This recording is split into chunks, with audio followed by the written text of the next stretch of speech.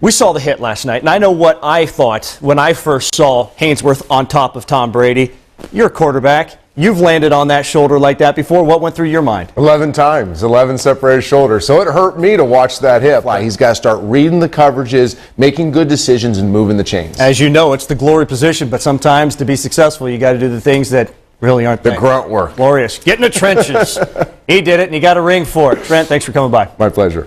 It seemed like they got a lot of leadership in the huddle, though, last year when Kerry Collins got in that huddle. And this is a guy, he's the modern-day Rasputin, for crying out loud, because it looked like his career was over at one point in Carolina. Then it was really well done when he went to New Orleans. Resurrected it in New York. Then it seemed like it was over again. He was a Raider, for crying out loud. And then he went to Tennessee, and he was marvelous last year as a leader. What in the world can he have in store for us in his next act? Well, I think sometimes you're defined by what you overcome. And Sox, while they're getting smoked by the Yankees, the glass is still half full in the wild card picture with a one-game lead over Texas. Knowing that part of being a manager is playing psychologist at times, what is Terry Francona's message to his team? Go back to last night and, of course, talk about Brett Favre's debut. Not that throwing passes to high schoolers and practicing with your team for 2 days is the way to knock off rust. I'm going to guess they didn't have a whole lot of great expectations for him last night, but what did you take from his performance? What do you say we stay current? Huh? Oh, those last 0.2 of a pound are always the toughest to lose. After tipping the scales just over the 147-pound limit, Sugar Shane Mosley managed to shake the 0.2 moments later to make weight and take his best shot at Antonio Margarito. The two welterweights will practice the sweet science Saturday night at the Staples Center in Los Angeles. Here's the tale of the tape of a couple of guys who are going to be, this is what I don't get, they're going to be fighting for a belt, yet they're wearing shorts without belt loops. Never quite understood that. Coming up on ESPN News, Herman Edwards' contract in KC runs another year, yet his time in Missouri has run out. Is his end the beginning of Shanning? Deuces are wild by the Bay. The second leading scorer in the league takes a shot against the second highest scoring team. It's LeBron, people. Bill Jackson's already in the Hall of Fame, yet his basketball history is not complete. How close is he to being history in the NBA? And 3 yards in a cloud of dust to decide Super Bowl 43? Find out right now. Phil Jackson's one ring away from having 2 handfuls of championship jewelry as a coach, yet the Zen Master's at peace with the here and now. After a near miss at the 10th in June, the Laker leader told Magic Johnson the end of the coaching road may be around the bend. And here you are, you've been coaching for a while. And 1 year at a time right now, so that's what we're doing. You know, Nish, I like to take ESPN News one VO at a time, one soundbite at a time.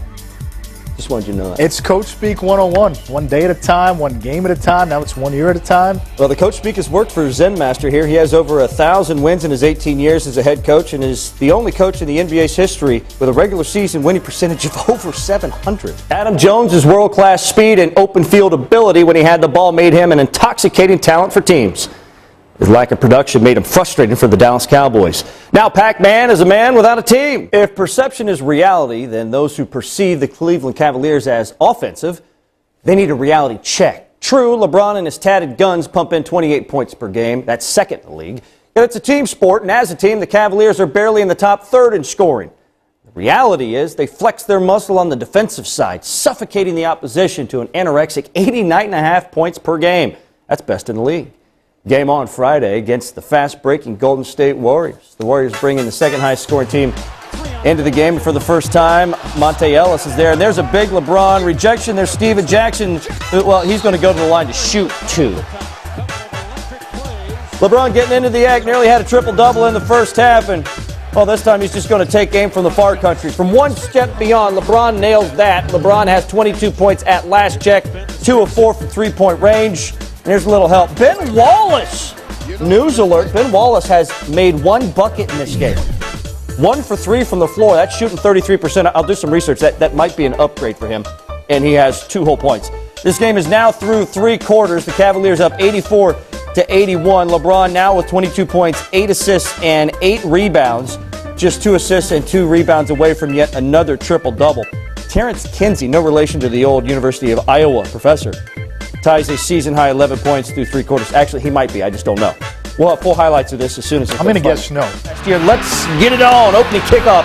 Al Jefferson getting flipped over, and somebody's bringing the hard hats right away. 3rd and 12. Got to be able to move the sticks. They're on their own 23. Ryan Colburn throwing, and he's hitting the wrong color jersey. And Winston Venables going to take it all the way to the one-room efficiency for the touchdown. The Broncos up 7-0. The Bronco defense up 7-0.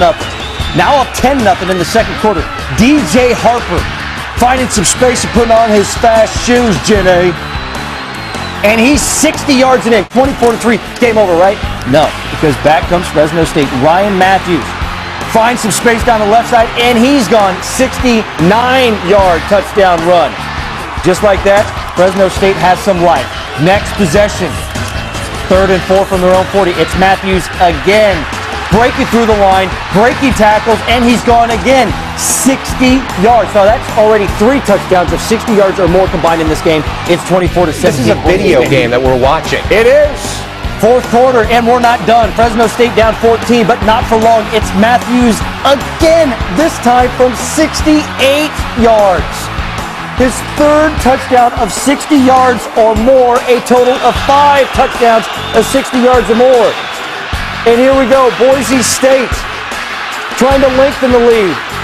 It was just cut to 7, but here it is, the dump pass to Jeremy Avery, 67 yards to the house. A lot of defense in this one, Sides. Apparently so. We got Detroit Tigers sit on the AL Central poll. Their magic number to clinch is 8, visiting Chicago, and here we go. Gordon Beckham, the first hit of the game against Eddie Bonine, and Beckham's 14th home run of the season puts the Sox up 2-0.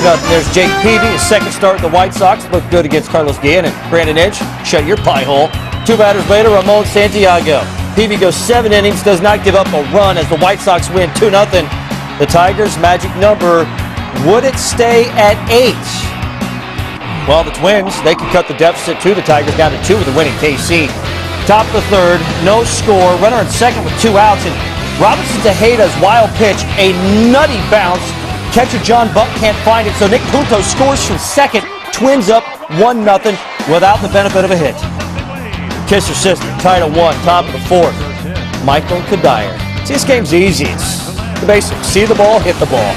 His 30th of the year. Twins roll 9-4. They cut that deficit to the Tigers to just 2 games. Students coming in, loses a 5 straight on the road, and they did not have Tracy McGrady to grab a lead here. But they did have Ron Artest. Usually 40% from 3. He knocked down 2 of his 4 on Wednesday. The Rockets up by 2 in the second. 3rd quarter, Rockets lead is 4, and there's Artest again.